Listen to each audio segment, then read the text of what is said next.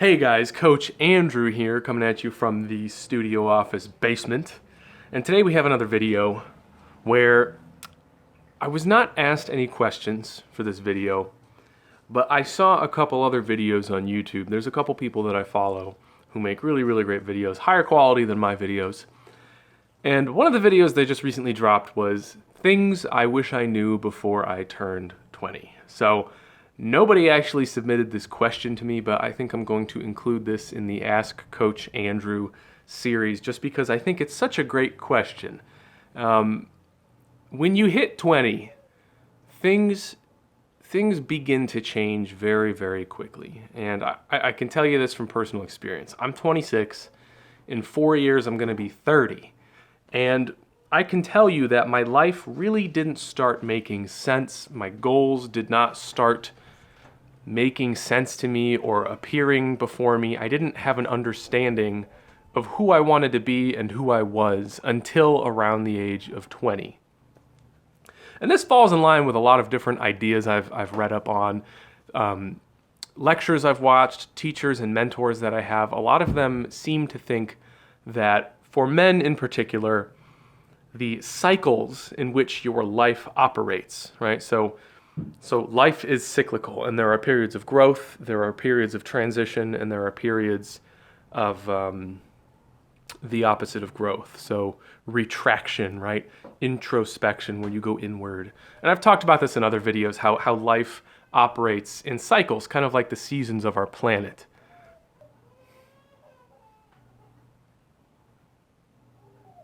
My daughter is disagreeing with the fact that mom wants her to take a nap.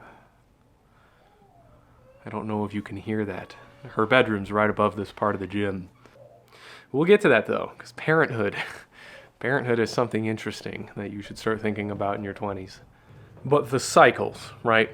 Life happens in cycles. And when I first heard that, I kind of thought to myself, I was in my mid-teens, and I was like, that doesn't make much sense. Like, life operating in cycles, like the seasons, like there's a reason for the seasons. It's because the Earth orbits around the sun, and it spins, and it's tilted on an axis. And I was thinking, like, why on earth would human life work that way? And I was just like, okay, it's a metaphor. It's just a metaphor.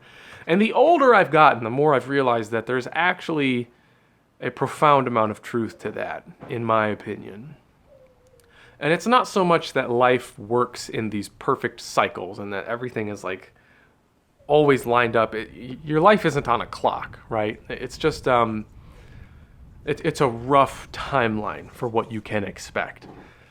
And the best timeline that I have found is about 12 years. I think about every 12 years, big changes happen. Big changes happen about every 12 years. So like when you turn 12, right? That's when puberty starts, about. And when you turn like 24, 25, that's when you actually kind of start becoming, that's when you can kind of consider yourself a man. I think between 12 and 24 is that transition period where you're turning from a boy into a man.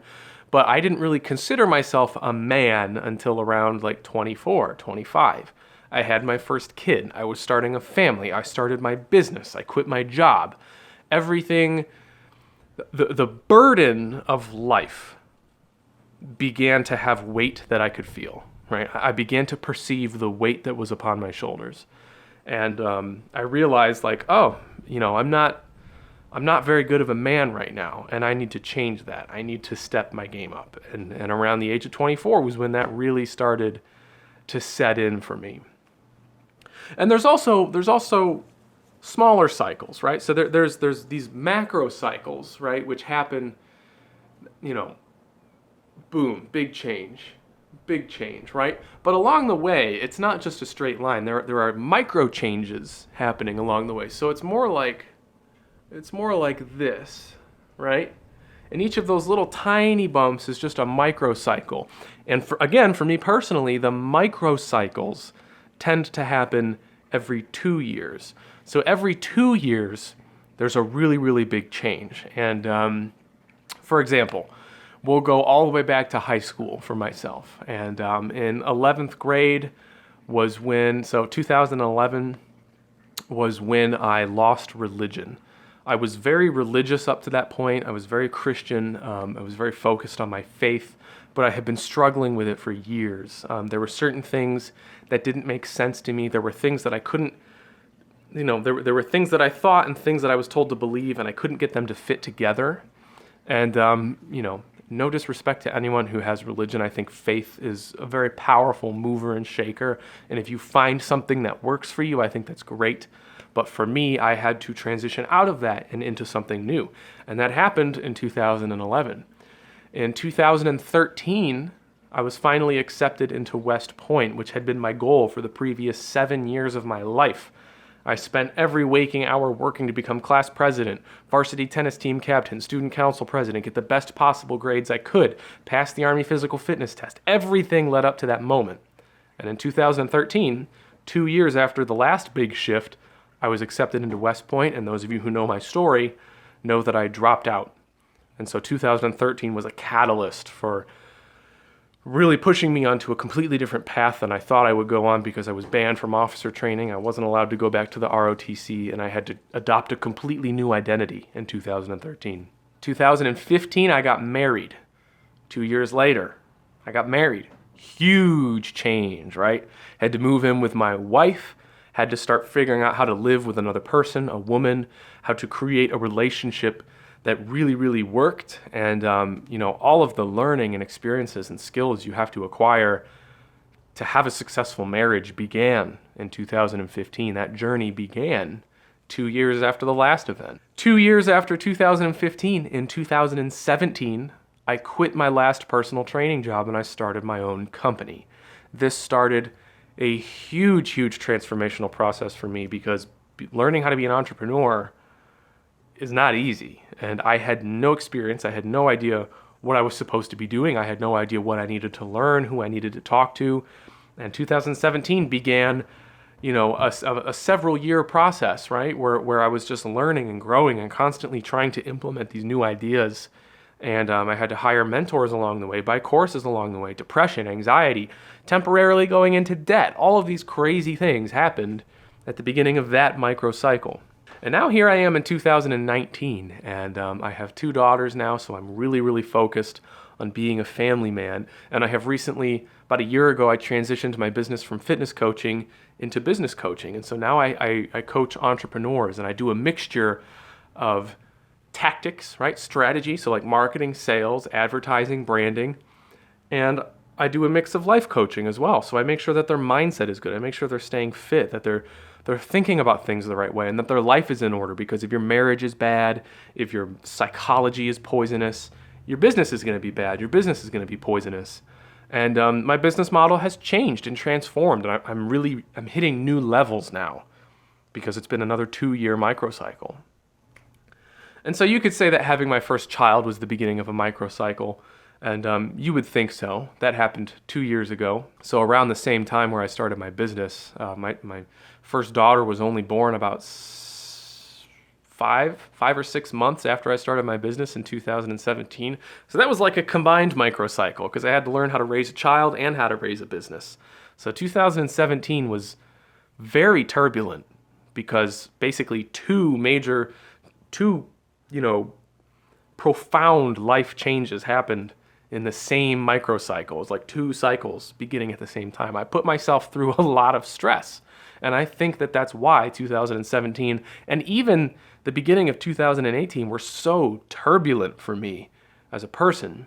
So I haven't really started telling you guys what I wish I had learned before turning 20. But I wanted to pre-frame that, because that's a huge part of what I'm about to tell you, is you have to understand the cycles. You have to understand that everything you do in life goes through a cycle, right? You can talk about the stages of grief, how it starts with, denial, and then you move into anger, and then bargaining, and then depression, and then acceptance, right? That's a cycle. And every time you go through a period of grief or depression or frustration or anxiety or stress, there is a cycle just like that you have to go through. And the more times you go through these cycles, the quicker you're going to learn how they work. The quicker you're going to learn how you typically respond and how you would like to respond. And the quicker you can begin controlling these cycles. And when I coach my clients, my entrepreneurs who are trying to build businesses, improve their lives, I teach them something called feedback loops. And this is essentially the most basic breakdown of how a cycle works. There's a stimulus, right? That stimulus causes a response, and that response causes an effect. The effect causes a new stimulus, and the cycle repeats. You can make these cycles positive or negative, and that's really going to determine if your life ends up going good or bad, is how you respond to these feedback cycles. And these feedback cycles, it's everything. Everything you do is going to cause effects, right? Every action that you take will have an effect. And every effect that you create will provide a stimulus. And that stimulus will stimulate you, and you will choose a new action. And it will be a positive action or it will be a negative action. And that'll cause a new effect. And that effect will cause a new stimulus. And it just keeps going and going and going and going. You can't stop it. You can only control how you react to these cycles. So, if I could go back in time and talk to myself before I turned 20, I would explain feedback loops. I would explain the cyclical nature of life. And I would do my best to explain to my younger, impatient, feels invulnerable younger self that, look, you're going to go through these cycles, man. This stuff's going to happen. You can't change it. You can only change the way that you react. You can only change the way you handle it. And if I had known that as a younger man, I could have gotten ahead a lot quicker. I could have built my business quicker. I could have excelled with my marriage and helped my wife and allowed her to help me a lot quicker. And it would have been a lot more effective and had more of an impact later down the road. I would have been able to control my emotions better because there were serious depressive episodes in there. There were anxious episodes in there because I didn't know where I was going.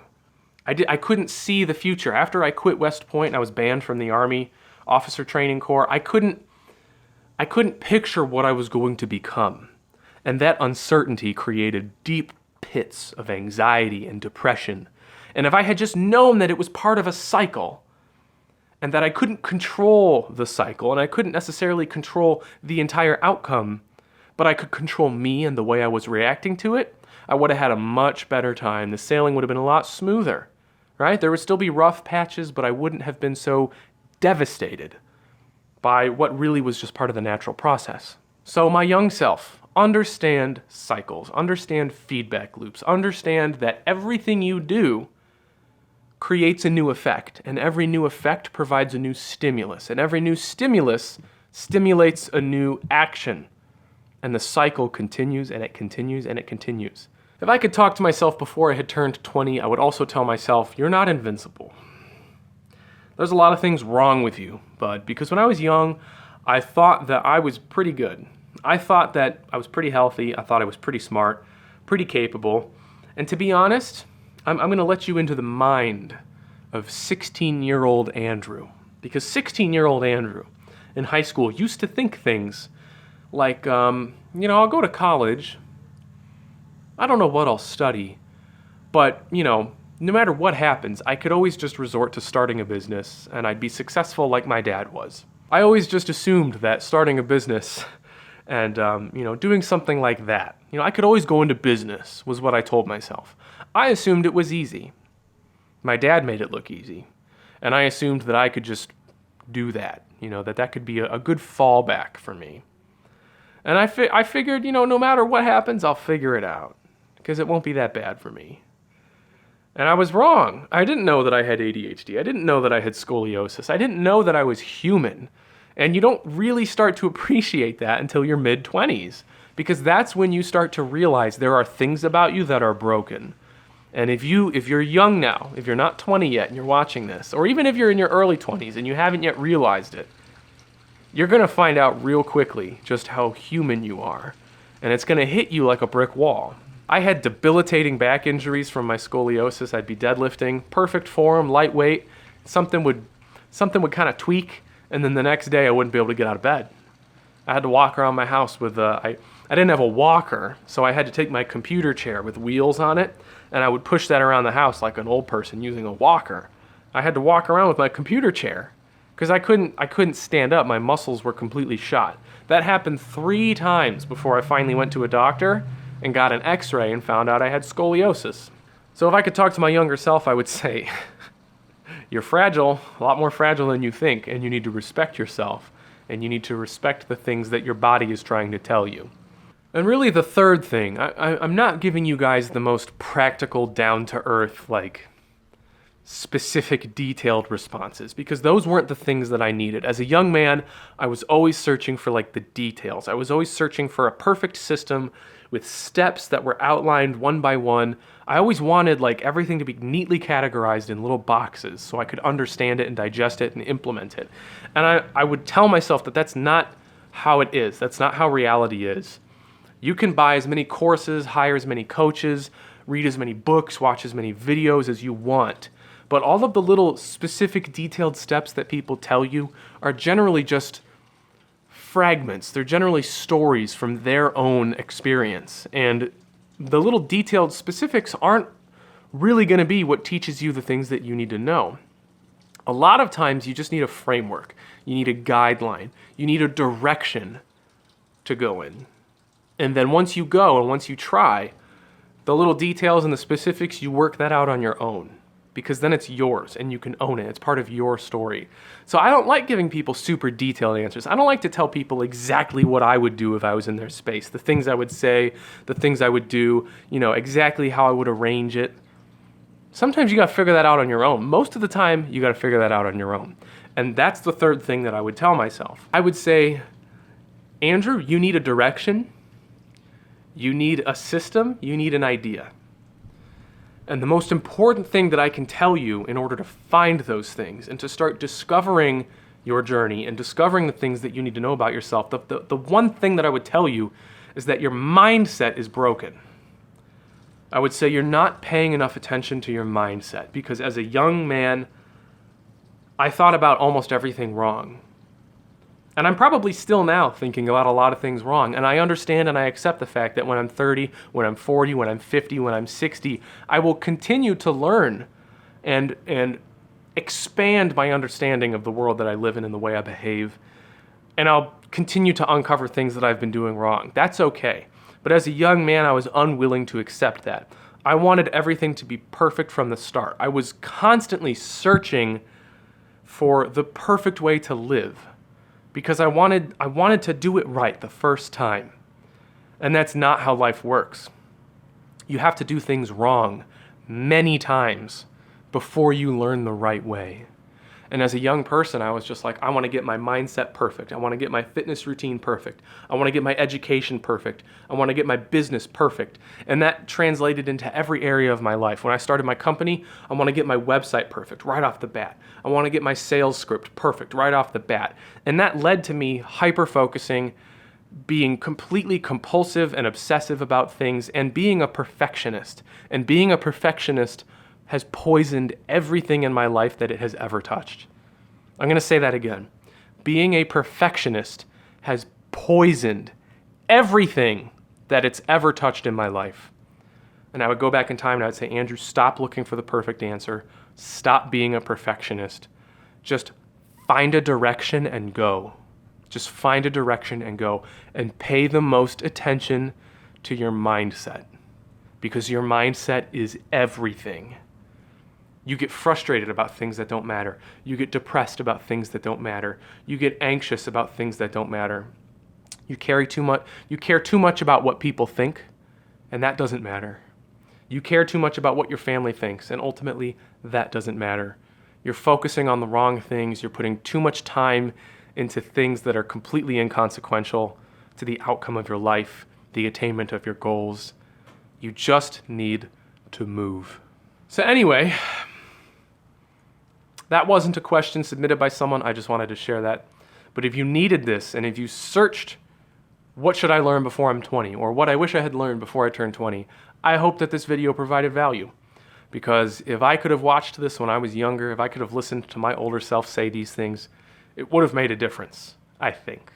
A lot of times the lessons that you have to learn, you just have to learn. And everyone moves through life at a different pace on their own path. And Watching as many videos like these as you can will not necessarily guarantee that you avoid all the mistakes that you can along the way. There's going to be a lot of things you do wrong. And my message in closing to those of you who are on this path is just be okay with that. Be okay with the failures. Be okay with the mistakes, because they are incredible teachers. They're great lessons.